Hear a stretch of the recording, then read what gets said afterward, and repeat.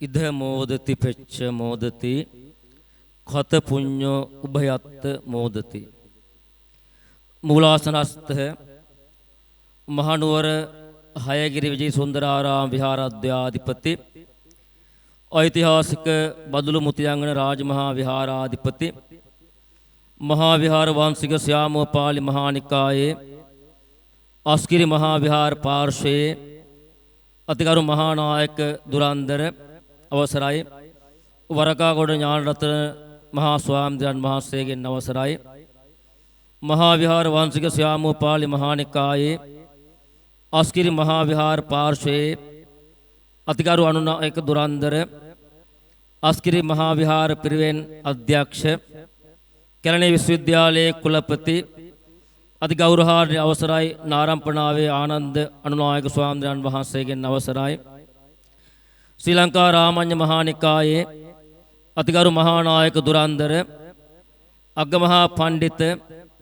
අතිගෞරවනීය අවසරයි මකුලෑවේ විමල මහා ස්වාමීන් වහන්සේගෙන් අවසරයි ඒ වගේම දෙමටළුව දික්වැහැර උභය විහාරාධිපති මහා විහාර වංශික ශ්‍යාමෝපාලි මහානිකායේ මල්ලතු මහා විහාර පාර්ශ්වයේ වයම් පළාතේ ප්‍රධාන අධිකරණ සංඝනායක උපාධ්‍යාය දුරන්දර අතිගෞරවනීය රැකවජින් රත්න නායක ස්වාමීන් වහන්සේගෙන් අවසරයි අනිකුත් වැඩම කොට වදාළ නායක ස්වාමීන් වහන්සේලා ප්‍රාදේශීය සිළුම් මහා සංඝරත්නයත් ඇතුළු පරම පූජනීය මහා සංඝරත්නයන් අවසරයි මෙවත්වාට සම්බන්ධ වන සම්භාවනීය අමුත්තම් ප්‍රධාන ශ්‍රද්ධා සම්පන්න ගුණගරුක වාසනාවන්ත සත්පුරුෂ පින්වතුනි පැවිදි ගිහි අප ඔබ හැමදෙනාම සහ සම්බන්ධ වෙන්නේ උදාර පින්කම් අවස්ථාවකට මීරිගම පුරාණ විහාරය ඇතුළු විහාර ගණයේ ආධිපත්‍ය උසුලන දහම් සිසිල පදනමේ නිර්මාතෘ ඒ වගේම අධ්‍යක්ෂ අපි නාරංගමේ විමල ජෝති නායක ස්වාමීන් වහන්සේගේ අනුශාසනා අවවාද මඟ පින්වීම යටතේ විහාරස්ථානයට අවශ්‍ය තිබුණ ධර්මශාලාව ඉදිකොට එය විවෘත කරමින් ශාසනයට පූජා කරන අවස්ථාව පින්වතුනි විහාරස්ථානයක අපි පන්සල කියලා සඳහන් කරනවා මහා සංඝරත්නයේ වැඩ ඉන්න ස්ථානය. ඒ වගේම දන්සල කියලා සඳහන් කරනවා දානශාලාවට හාමුදුරුවෝ වළඳන ස්ථානයට. ඒ වගේම ධම්සල ධර්මශාලාව කියලා අපි හඳුන්වනවා ධර්ම ශ්‍රවණය කරන බණහන ස්ථානයට. එහෙමනම් මේ ස්ථාන තුනම අංග සම්පූර්ණ වෙන ආකාරයෙන් ධර්මශාලාව අද දවසේ නිර්මාණය කරලා ගොඩනගලා ඔබට දායාද කරන අවස්ථාව ශාසනයට දායාද කරන අවස්ථාව. අති ගෞරවහාරී අපේ නාරංගමී විමල යෝති ආමඳුරන් වහන්සේ ඊ타මාත්ම දක්ෂ දර්ශනයක් දැක්මක් ඇතුව ක්‍රියා කරන තරුණ යතිරයන් වහන්සේ නමක්. උන්වහන්සේ විහාරස්ථානය ආරක්ෂා කරගෙන විහාරස්ථානයේ විහාරාරාංග ඉදි කරමින් ක්‍රියා කරනවා වගේම දායකාරක ආදී පින්වත් හැමදෙනාගේම කුදුමහත් ආගමික කටයුතු සිද්ධ කරමින් කැපවීමෙන් ක්‍රියා කරන හොඳ හාමුදුරන් වහන්සේ නම. ඒ වගේම දහම් සිසිල පදනම ආරම්භ කළා.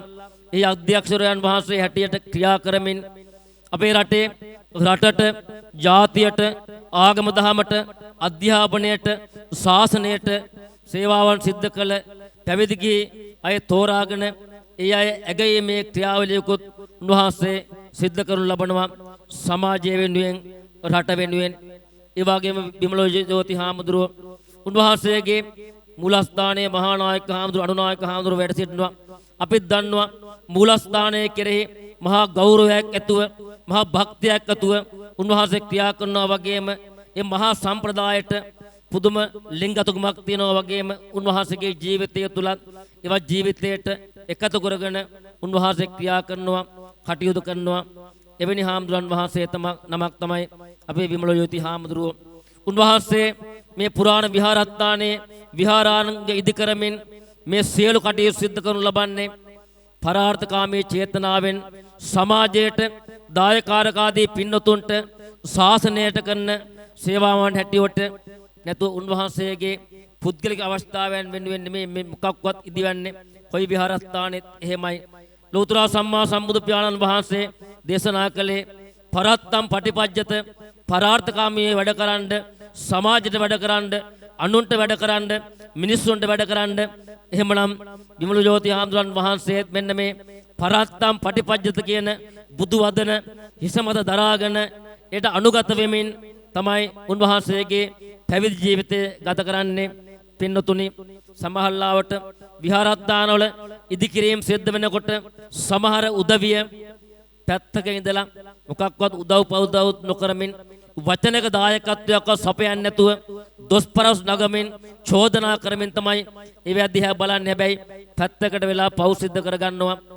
විහාරස්ථානයක මේ විහාරාංග ඉදි වෙනවා කියලා කියන්නේ පන්සලේ ඒවා ඉදිවීම තුළින් දායකාරකාදී පින්නතුන්ට මා සිතක් සැලසෙනවා වගේම ශාසනයට ශක්තියක් ලැබෙනවා වගේම පින්නතුනි පන්සලක ධර්මශාලාව වෙන්න පුළුවන්, විහාර මන්දිරය වෙන්න පුළුවන්, බෝධීන් වහන්සේ රෝපණය වෙන්න පුළුවන්, වාහල් කඩේ ඉදි වෙන්න පුළුවන්, වලාකුළු බැම්ම ඉදි වෙන්න පුළුවන්.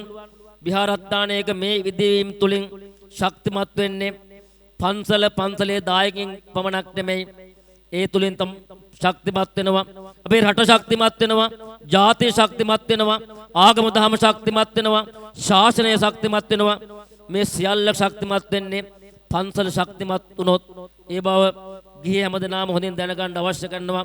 පන්සලේ ශක්තිය හීන වුණොත්, පන්සලේ ශක්තිය දිය වුණොත්, පන්සලේ ශක්තිය බිඳ වැටුණොත් ඒ තුලින් පන්සල හාමුදුරුවෝ පමණක් නෙමේ රට ජාතිය මේ සියල්ලම දුර්වල වෙනවා, විනාශ තත්ත්වයටපත් වෙනවා. ඉතිහාස දිහා බලනකොට අපට ඒ බව තේරුම් ගන්න පුළුවන්කම තියෙනවා. භික්ෂුන් වහන්සේ පන්සල දුර්වල හැම අවස්ථාවකම රට ජාතියත් දුර්වලලා තියෙනවා.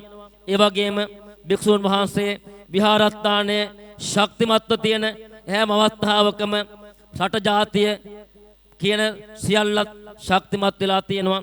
ඒ නිසා ඒවා වඩාත් වැඩියෙන් කල්පනා කරන්න හිතන්න අවශ්‍ය කාලයකයි අපි ජීවත් වෙන්නේ. වර්තමානයේ කියලා කියන්නේ වර්තමාන යුගයේ ඉතිහාසයේ පටන්ම අපට අභියෝග තර්ජන ගර්ජන තිබුණා. ඒවට මුහුණ දුන්නා වගේම වර්තමාන යුගයේ වඩාත් වැඩියෙන් අපට අභියෝග චෝදනා තියෙන යුගයක්. හැබැයි භික්ෂුන් වහන්සේලාත් චෝදනා එල්ල නොවෙන්න කටයුතු කරන්න අවශ්‍යයි. හැබැයි එක්කෙනෙක් දෙන්නෙක් වැරද්දක් වුණායින් පස්සේ ඒවා පදනම් කරගෙන මුළු සමස්ත ශාසනයටම මහා සංඝරත්නයටම චෝදනා කිරීම, බැනවැදීම කළ යුතු නැහැ. හැබැයි ඒ ඔක්කොම සිද්ධ කරන්නේ වත්මන් මේ දියුණු සමාජය තුළ සමාජ මාධ්‍ය භාවිතා කරමින් ඒ තුලයි මේ විප්ලව කරන්නේ. සමේ පින්නතුන් විශේෂයෙන් අවධානයෙන් සබුද්ධිකව සිහි කල්පනාවෙන් මේ යුගයේ කටයුතු කරන්න අවශ්‍යයි. ඒ කියන දේවල් අහලා යන්නන් වාලේ ගිහිල්ලා ශාසනයෙන් විහාරස්ථානෙන් හාමුදුරන් වහන්සේගෙන් ඈත් වෙලා තමනුත් ඒවට චෝදනා කරමින් කටයුතු නොකොට මේ සමාජ මාධ්‍ය තුල කරන විප්ලව පින්නතුන ඒව තුල කළයි. හැබැයි සමාජ මාධ්‍ය වල කරන විප්ලව මේ භූමියේ කිසියෙකුට කරන්න පුළුවන් ශක්තියක් නැහැ. එහෙම කරන්න පුළුවන්කමකුත් නැහැ. ඒවත් අපි තේරුම් ගන්න අවශ්‍යයි. ඒවා කරන්නේ ඔක්කොම මේ තාක්ෂණයත් එක්ක සමාජ මාධ්‍ය තුල ඒ ඔක්කොම විප්ලව කරන්නේ. මේ යුගයේදී ඒවත් තේරුම් අරගෙන ක්‍රියා කිරීම, කටයුතු කිරීම මහා සංඝරත්නයේ වගකීමක් වගේම දායකාරකාදී බෞද්ධ හැමදෙනාගේමත් වගකීමක් හැටියට අපි තේරුම් ගන්න අවශ්‍යයි. පින්නතුනි, අද මේරිගම් පුරාණ විහාරස්ථානයේ ඉතාමත්ම අලංකාර විහාරස්ථානයක් බවට අපේ විමල ජෝති නායක ස්වාමීන් වහන්සේගේ අප්‍රතිහත ධෛර්යයෙන් පත් වෙලා තියෙනවා. විහාරස්ථානය කියලා කියන්නේ පින්නතුන්ට Tamanගේ මනසේ ප්‍රශ්න ඇති වෙනකොට, ගැටලු ඇති වෙනකොට ගිනිගත් මනසක් නිවා ගන්න පුළුවන් තැනක්. ඒ වගේම මනසේ ඇති වෙන ගැටලු निराකරණය කරගන්න පුළුවන් තැනක් තමයි විහාරස්ථානය කියලා කියන්නේ. ඒක විහාරස්ථානයක පැති දෙකකින් සිද්ධ වෙනවා. එක පැත්තක් තමයි මේ දායක පින්නතුන් Tamanට ප්‍රශ්න ගැටලු පවුල් වල හරි මොනවා හරි ජීවත් වෙනකොට ඇති වෙනකොට ඒවා निराකරණය කරගන්න Tamanගේ හිසේ ඇතිවන ඒ ගින්න නිවා ගන්න එන්නේ විහාරස්ථානයට මහා සංඝරත්නය හම්බෙන්න. එහෙම නැත්නම් පන්සලේ ලොකු හාමුදුරු හම්බෙන්න. ලොකු හාමුදුරන්ට මේ ප්‍රශ්න ඉදිරිපත් කළාම උන්වහන්සේලා දහමට අනුව අවවාද අනුශාසනා උපදෙස් ලබා දෙමින් ඒ ගිනිගත් මනස නිවන්න කටයුතු කරනවා. මනස ගැටලු निराකරණය කරන්න කටයුතු කරනවා, උදව් කරනවා. ඒක පැත්තක්. විමල ජෝති නායක ස්වාමීන් වහන්සේ ඒ කාර්යභාරය හොඳට කරන්න පුළුවන් යතිවරයන් වහන්සේ නමක්. උන්වහන්සේ ඒ පැත්තෙන් Tamanගෙන් ඒ කාර්යභාරය සිද්ධ කරනවා. අනිත් පැත්ත තමයි විහාරස්ථානයේ භෞතික පරිසරය තුලින් Tamanට පුළුවන්කම තියෙනවා මනස ගිනි නිවා ගන්න. ඒ වගේම මනසේ ගැටලු निराකරණය කරගන්න විහාරස්ථානයේ බොහොම අලුවට ගිහිල්ලා විහාර මළුවට ගිහිල්ලා චෛත්‍ය මළුවට ගිහිල්ලා ඒ සංසුම් පරිසරය තුල හිඳමින් තුන්වන් මෙනෙහි කරමින් ඒ ගිනි නිවා ගන්න පුළුවන්, ඒ ප්‍රශ්න निराකරණය කරගන්න පුළුවන් සංසුන් මනසක් ඇති කරගන්න පුළුවන්කම තියෙනවා. ඒ වගේම අද පටන් මේ මීරිගම් පුරාණ විහාරස්ථානයේ ඉදුණ ධර්මශාලාව තුල ඔබට පුළුවන්කම තියෙනවා ඇවිල්ලා ධර්ම ශ්‍රවණය කළා, බණ භාවනාවේ යෙදලා තමන්ගේ මනස निराවුල් කරගන්න, සංසුන් මනසක් බවට පත් කරගන්න. ඒ වගේම දහමේ උගන්වන ධම්මෝ හවේ රක්කත ධම්මචාරී දහමේ හැසිරෙන කෙනා ධර්මය ආරක්ෂා කරනවා. ධර්මයේ විසින් ධර්මය ආරක්ෂා කරන කෙනා ආරක්ෂා කරනවා. එහෙමනම් ඔබට ධර්මයේ ජීවිතයට එකතු කරගන්න ධර්මයේ ඉගෙන ගත්තොත් තමයි දහමේ හැසිරෙන්න පුළුවන්කම තියෙන්නේ. එහෙම පුළුවන් තැන තමයි ධර්මශාලාව කියලා කියන්නේ. ඔබට අදින් පස්සේ පුළුවන්කම තියෙනවා වෙනදාටත් වඩා නිස්කලංකව ඉඩපහසුව තියෙන ධර්මශාලාවක් තුළ ධර්ම ශ්‍රවණය කළා තමන්ගේ ධර්ම ඥානය වර්ධනය කරගෙන දහමට අනුව තමන්ගේ ජීවිත ගොඩනගා ගන්න, ඒ අනුව ක්‍රියා කරන්න, ඇසිරෙන්න, ඒ වගේම උපරිම පහසුකම් ගන්න, උපරිම ප්‍රයෝජන ගන්න කියන සිහිපත් කිරීමත් කරමින් දහමේ උගන්වන්නේ ඉද මොදති පෙච්ච මොදති කත පුඤ්ඤෝ උභයත්ත මොදති. පින්කලාය මෙලොව සතුරු වෙනවා, පරලොව සතුරු වෙනවා, දෙලොවම සතුරු වෙනවා. ගාථාවට අනුව ඉද කියලා කියන්නේ මේ ලෝකේ. මේ ලෝකේ කියලා කියන්නේ පින්නතුනි ඉපදරු තැන ඉඳලා මියදෙනෙත් එක්ක අපි ගත කරන කාල සීමාව දහමට අනුව අපි ප්‍රධාන වශයෙන්ම නිරන්තරයෙන්ම කතා කරන, සාකච්ඡා කරන ලෝක දෙකක් තියෙනවා. ඒ තමයි මෙලෝ සහ පරලෝ කියලා කියන්නේ. ඉද කියලා කියන්නේ මේ ලෝකේ. මේ ලෝකේ කියලා කියන්නේ මහා ලොකු කාලයක් අපිට නැහැ. ඉපදුරු තැන ඉඳලා අවුරුදු 60 70ක් 80ක් ඕනනම් අපේ කාලේ තියෙයි. එහෙමනම් පින්කම් කළ අය තමයි මෙලෝ සතුටු වෙන්නේ. මෙලෝ කොහොම සතුටු වෙන්නේ?